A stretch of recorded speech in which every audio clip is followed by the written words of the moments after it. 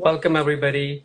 Welcome to IMG Helping Hands. But the main motive of our live Instagram takeover is to introduce you guys to the people who could actually execute and help you assist in your ideas or in your dream to get into the residency program. So I would like to welcome our honorable guest, Dr. Esha Jain, who is a PGY1 in fact Cooper University Hospital as a PGY1 in family medicine. So thank you so much to be with us, Dr. Jain. Hi, thank you for having me. Yeah, I'm happy to help guide my IMGs through this process. I know firsthand how difficult it is, so here to help answer any of your questions. Oh, that's great, and we are happy to have you. So I guess we should start our session. I know there are lots of stress and anxieties going on because of the interview season, and this is something which most IMGs have not prepared before. So that's why it's so challenging. So I would like to start, like, for example, the most important question, tell me about yourself. I would like to reinforce on that and would like to have your thoughts. What's your opinion on that? How to answer this question? So I think in general, this question is different for everybody. There's no one way to approach it. For me, I generally like to keep a framework of like a minute to a minute and a half and kind of describe where I was born, where I was raised, give a one-liner into why I wanted to pursue medicine or what was my introduction into medicine. And then I would talk about, where I pursued my medical school or whatever kind of education I pursued, what I did during medical school that really drew me to my specialty, and then what I did since graduating. I also like to include like a little 1-2 liner about who I am outside of medicine, just to show that I do more things. I'm not just, a doctor. I wear many hats. So in general, that's like kind of the outline I would go for. Okay, that's great. So I would say that that's the answer which the program want us to tell them, right?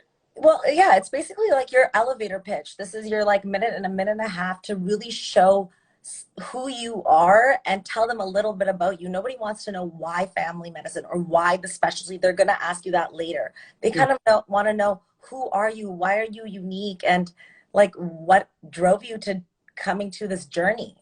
And so I feel like if you can capture that moment, make yourself stand out, that's a really good little introduction. Okay, that's great. Is it also a good idea to tell us the short-term goal and a long-term goal in a single sentence when we are telling about ourselves? Yeah, why not? I mean, you can for sure. Got it. Okay. You can be like, after finishing medical school, I realized that in the short term, I want to pursue this. And then these activities that I've done throughout my life really make me see that I want to be somebody that gives back to the community. And that's what I want to do in the long term. You can, yeah, say however you want to say it. Okay, that's perfect. So yeah, since you mentioned why family medicine, you are also from family medicine. So please tell us, like, why did you join family medicine? There are many other fields which you could have joined, but why specifically family medicine? Okay, so why I chose family medicine? Yeah. Personally, I was raised in a family, like my dad was a doctor, so I had that early introduction into medicine, and I really saw that impact that you could have not only on a patient but like the entire community. So that really opened my eyes. But it was really when my grandfather was diagnosed with stage 4 gastric cancer, and his family physician caught it at an early stage, and it really showed me the impact a family medicine doctor can play, not only on like the preventative care of a patient, but managing their care through all specialties, and even keeping like the family, which was my family, like comfortable and understanding what was going on. And that really was one of the most striking moments for me.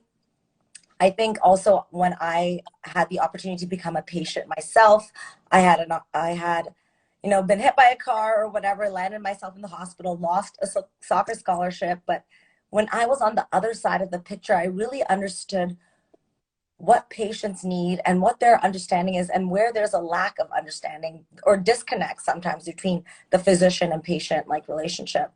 Um, and I think that just in general, a series of experiences really led me to wanting to do all specialties, not just one. Um, and so really family medicine it just seemed like the right fit for my personality. Oh, okay. That's a great answer, I believe. But for example, what made you choose like between family medicine and internal medicine? Because I guess the all the facts which you mentioned could also be fulfilled in the internal medicine. So if someone is I applying it, really like patient care with kids. Like that's not something that I want to let go of. I did a scribing position as like for a pediatrician. I really get along with kids, and I find that that opportunity to bond with families as well is something I don't want to let go of. And you can't get that from internal medicine. Also, I do like women's health, but I also like that being able to deliver babies, and that's not something that you can do with IM either. And I just like that I have that broad scope of practice and not limiting myself to something. okay, that's perfect, I guess. Because if anyone wants to be involved in all these specialities, so family medicine is the one that provides this opportunity. Well, yeah, it really does. And it allows you to even give back to the community in so many different ways because you are a primary care profession. Yeah, you can go anywhere. You can see people. You can see people in the underserved areas, Yeah. unless like other subspecialties, which are limited. So yeah, that's perfect. So I would say so. The next question which we would like to ask you is, do you have any failure in your life which you think was the biggest one? I think, it's normal for every single person to have failures. I think if we haven't had a failure in life, that's kind of abnormal. But I think each and every failure has a lesson to learn. And for me, I have definitely learned something from each and every one of my failures. And I think that they all hold a different significance. There's not one that's more intense than the other, but I think one of my most recent failures I can talk about was going through the match for Okay. one time. And for me, I had faced failures before that, so I knew what I needed to do to not see myself in that position again. And by doing that and taking action, taking initiative, and working on all the feedback that I got, I was able to actually achieve success. Like the second time around, I applied for the match. So, yeah, I guess like, I don't know how to really answer that, but yeah, no, I have been through failures, and I think it's really all about what I did after that. And for example, not matching was a failure, and in the span of 4 months, I did an externship. I wrote step 3. I did like a bunch of research. I connected with like so many programs. Like I networked, whether that was through social media or on Twitter. Like I just did a lot of things that put me in the right place at the right time. And I acted on it. I acted on all the advice that was given to me. I talked to program directors or people that sat on interviewing boards to see how to make myself present better. I practiced my interviewing. I added so many things to my CV. So I think I focused more on what I needed to do to overcome the failure versus just focusing on the failure itself. Yeah, so I believe that this is what the program wants the candidates to answer, because if we are just uh, telling them the pre-rehearsed answers, I would not say that that's a suitable thing, right?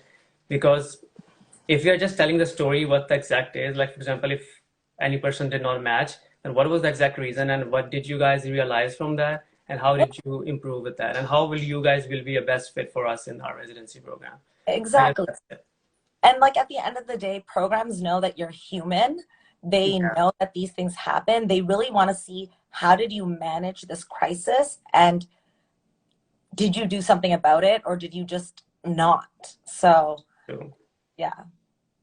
so yeah. Also, there are lots of questions about criticism, like how do you handle criticism? So, what's your thoughts on this? I mean, I think that's like a great question to ask. And being in the residency position, we get a lot of feedback, and you have to be able to understand how to take that feedback and be coachable. And I think that that's one of the biggest traits that you can show to programs is that whatever the feedback may it be, you're going to do something about it, learn, and change. Like, you learn the most in your first year of residency. That's the hugest learning curve. And it's the time for you to actually be listening to everything that everybody has to say to you. And every single attending has a different level of expertise and a different knowledge base and a different like actual passion. Like for example, in my program director is very big on women's health and you know all of that side, whereas my associate program director is a very big on hospital medicine. And so it's a very broad base of knowledge you can get from different faculties at the program. So taking criticism is, you're gonna get it no matter what. Like wherever you That's go, true. you Yeah. have to learn to, understand, okay, like, yeah, I'm not the best. This is why I'm in my first year of residency, to become somebody that can be a great physician in the future. Yeah. So we take the criticism that's constructive, right? And I feel like if you're an IMG, you're used to criticism anyways. So That, okay. yeah. So yeah, we guys are used to it. Yeah. Yeah. So the next question which I would like to ask from you is, so how do you decide something really important in your life? Or let me phrase it in a different way, that how do you make the bigger decisions in your life? What do you I what do you mean? How do I make the bigger Yeah, decision? like how do you make the important decisions in your life? So what do you do? Do you do brainstorming, or what do you do for that? Or do you have any thought process when you make any decision? Or like what about if you go to any mentor to discuss? So what's your thought process on that? Okay. Well, when I make the biggest decisions in my life, I definitely don't make them all on my own. I do have layers of people that I ask for help before making a big decision, but it also depends on time and place. Let's say in the medical setting, like a big decision is when I'm admitting a patient, I have to staff the patient with a faculty member and make decisions, whether that's getting labs or imaging that like are actually necessary for the patient. And for me, that's a big decision. And to make that decision, I do my own level of thinking, like my own level of research, like what do I want to do? And Mhm. then I do go and ask for help. And I think I like to apply that philosophy in to majority of what I do, or I at least try to do that. Like take a step back to think like how can I do everything to get to that decision? And then where do I need to look for help? Yeah, I guess that's one of the perfect answers. That's what we could tell exactly. This is something that's genuine, right? This is not self-created. This is something you are telling them, which is true. So, for example, the next question which I would like to ask is, tell us about your heroes. Like, who is your hero, and what made you decide about your hero? Well, I think I have like a few different heroes for like different aspects of my life. Like my great grandmother is a hero because she paved the way for women in the Indian culture to get an education, right? So she's one of my heroes. If it wasn't for her, I probably wouldn't be in Canada having an education. Another one of my heroes is definitely my brother. His ambition to succeed, but not only to succeed, but to help care for other people really motivates me every day. Um, I talked a little bit about my father, but I think both my parents in general have their own way of being my hero. Like, if I didn't have that picture of what it takes to work hard for a goal and what it means to have long term gratification, I don't think I would be where I am at today. And for that, baseline like thought process, these people are my heroes. Um, and the fact that like they're my support system. If I can go to you for anything at any point in time in my life and I can feel okay with doing that, yeah, you're my hero. Okay, that's perfect. Yeah. Obviously, everybody have their own heroes, and there are different factors which, on the basis of which we decide like why or any specific person should be our hero. It could be anyone. Like if we are impressed by any athletic person, that could be our hero. And you But have to what that translates into you doing in your career. Like, education is really important to me because yeah, that's, you know, so yeah, everybody's heroes translate into their passion.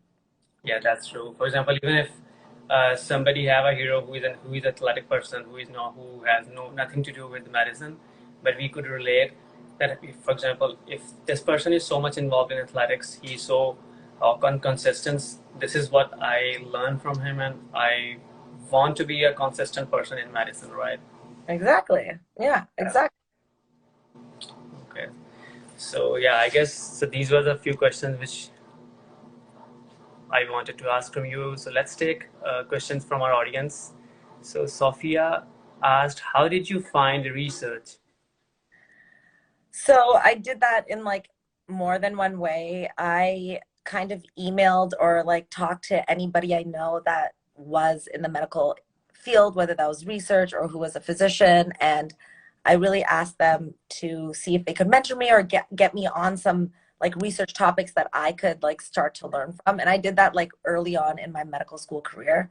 But then when I graduated and I didn't match the first time, um, I actually like started Googling like research like programs in the US or like research hospitals or research opportunities. And that's how I really found which ones. And I applied to a bunch of them.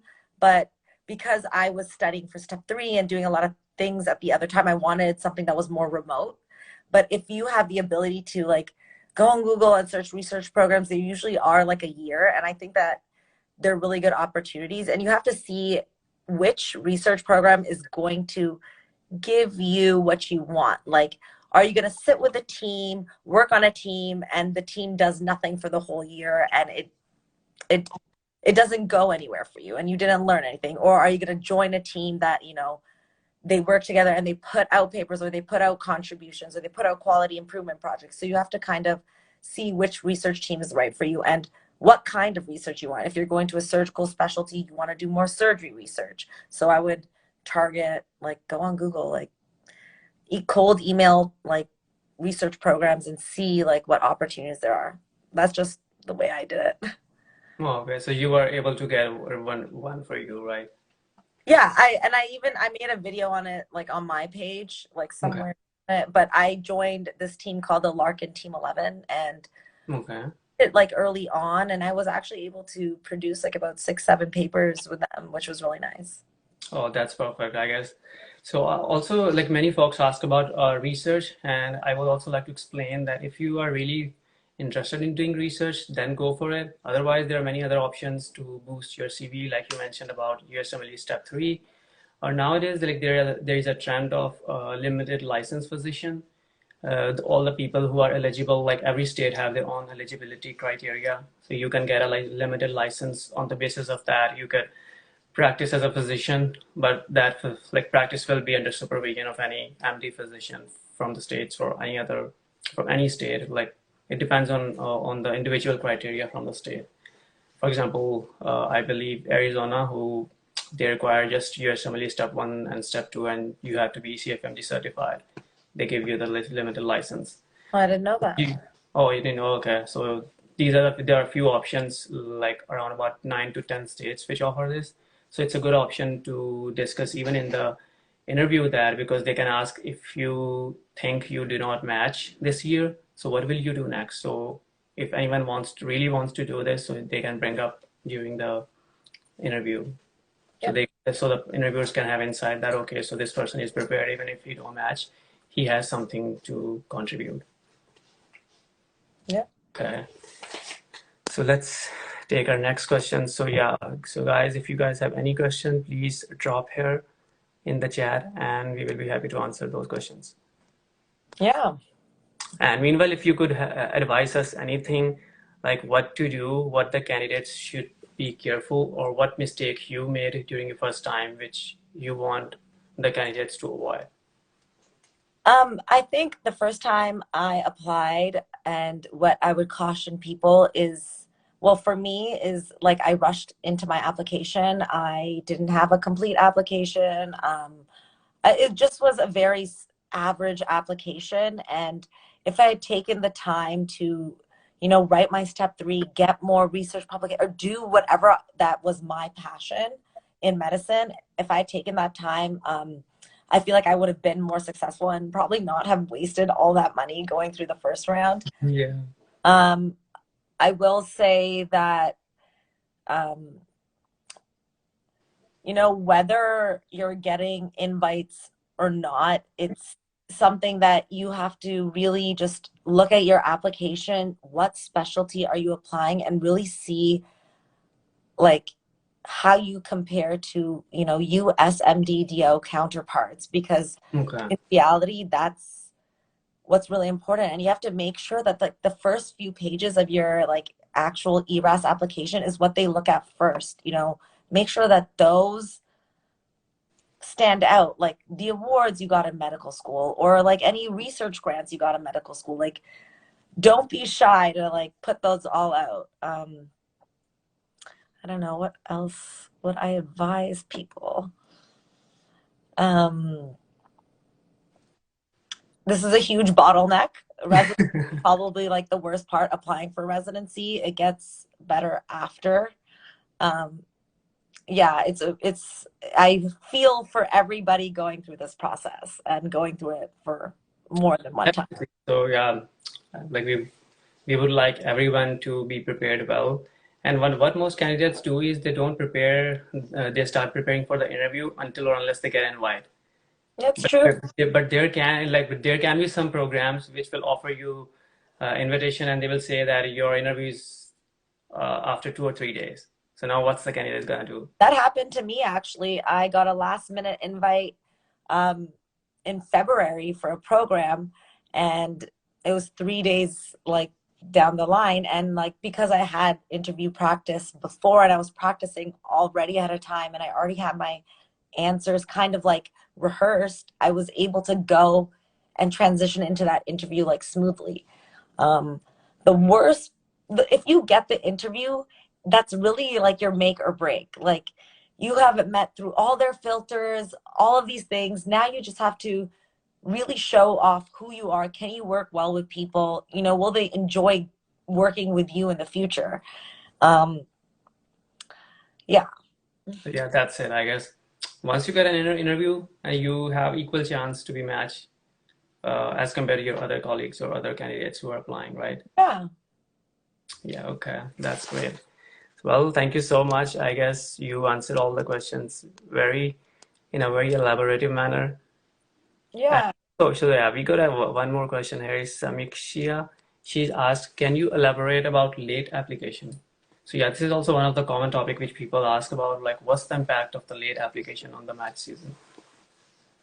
I mean, like I said, my mistake was I rushed into the application season too early. I only got 2 interviews the first time. Like, I should have waited. And I think that if you are applying with a late application, just think, what would programs think if they're getting your application late versus all the rest of these people that they got on time? Like, why is your application coming in late any better than all the people that worked very hard to make the deadline?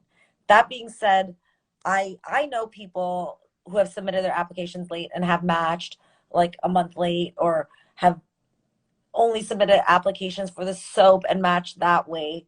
But I personally would not recommend it. I would say the confidence I had going into the season, knowing that my application was the best that I could have put it at, was the confidence I needed throughout that entire application season. Um, Also, it like a lot of programs have criterias. Like if you submit your application late, they don't even look at it. So I would be cautious about that. That being said, it has worked for people in the past, but I would not suggest that that be your goal. Yeah, especially if you are a visa needing, like, if you need a visa. Yeah, So like, I would say you just wait for few more months and apply when the deadline is approaching from the next year. and personally, like if I were to be a program director and put myself into the faculty's like shoes, um, what would I feel if I had got an applicant that, applied this late versus all these applicants with some of the same credentials that applied on time? Like, put yourself in the program people's shoes and see, and then make the best decision from that. Um, I am on the stance though of submit on time. If anything, submit early, and submit with a proper full application. I know my program specifically does not look at incomplete applications, and majority of academic programs will not.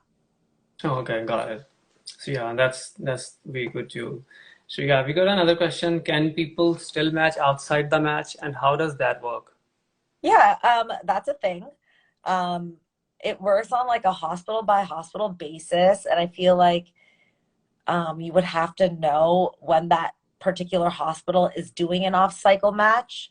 So it's like very different. One of the hospitals I rotated at during my clinicals did an off-cycle match, but it it was weird. I don't know how. I really don't know how off-cycle matches work. Yeah, I can add here is, so there is a subscription from AAMCID, like it's Find a Resident. They have their own service. So it's just, for example, if you applied in the season, you just have to pay $30 extra and you get a subscription for Find a Resident.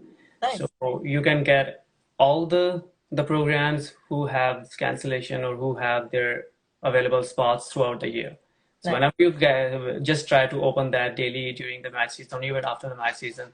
If you see there is any program who is advertising that we have a cancellation because of any reason, the resident was not able to come there, so they open up the spot.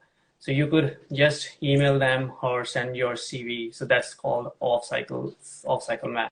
Now, I will say, like, if you're applying late, like you have a late application, there are programs that are new programs that are coming up right now. So they have come up in the season and they're late themselves to the game. So those are programs that maybe you can apply late to. Um, you could consider that. But in general, I wouldn't apply late. Yeah. So one folk asked about, thank you for the session. What is the meaning of incomplete application? Does it mean you need to give step three before applying for match? No, step three is not necessary for you to apply in the match. An incomplete application means you have 2 out of 3 LORs, or you don't have your step two in yet, or like I don't know, your MSPE is still like waiting, or you're not ECFMG certified. These are all like things that mean you have an incomplete app, Yes, okay. So or yeah, like personal statements not written. I don't know. yeah. So there could be anything. So yeah, well, thank you so much, Isha, for all the answers, and I really appreciate your time. Of course. Thanks for having It's me. very helpful for all the candidates applying in this season. So thank Perfect. you so much, and have a great rest of the day. Not Thank day, but it's now night. Yeah, thank you. Have a good one. Take Have a care. good, take care. Bye.